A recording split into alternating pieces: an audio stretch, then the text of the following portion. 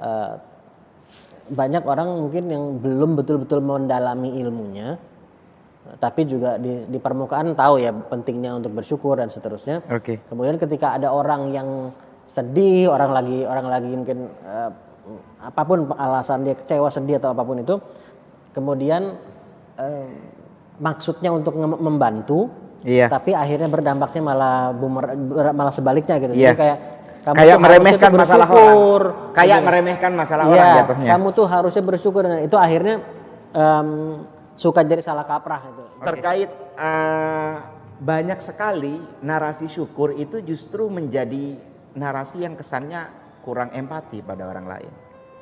Karena narasi syukur itu sering dipakai oleh banyak orang dalam situasi meremehkan problem orang lain. Jadi banyak orang yang punya problem, punya masalah, lalu kita tujuannya menasehati, kita bawa narasi syukur, harusnya kamu syukur. Padahal orang lain itu ketika kita bilang kamu harusnya syukur, seakan-akan dia sedang diremehkan problemnya gitu. Makanya di dalam agama itu sebetulnya nilai agama itu ke sini, bukan ke dalam, bukan keluar. Maksudnya? Jadi kayak perintah syukur itu bagaimana kita men-treat diri kita bisa bersyukur. Bukan ngejudge orang kamu syukur. Kamu seharusnya syukur, kamu iya. seharusnya. Kita yang bisa lakukan ketika ada orang miskin adalah membantu mereka, bukan nyuruh mereka syukur dong.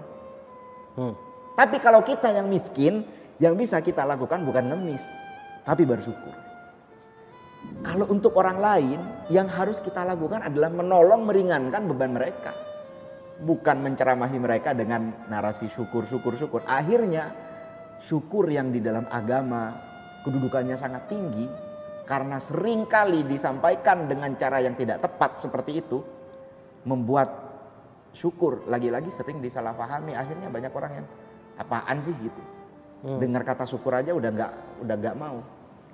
Klise. Iya, kenapa ada orang yang begini.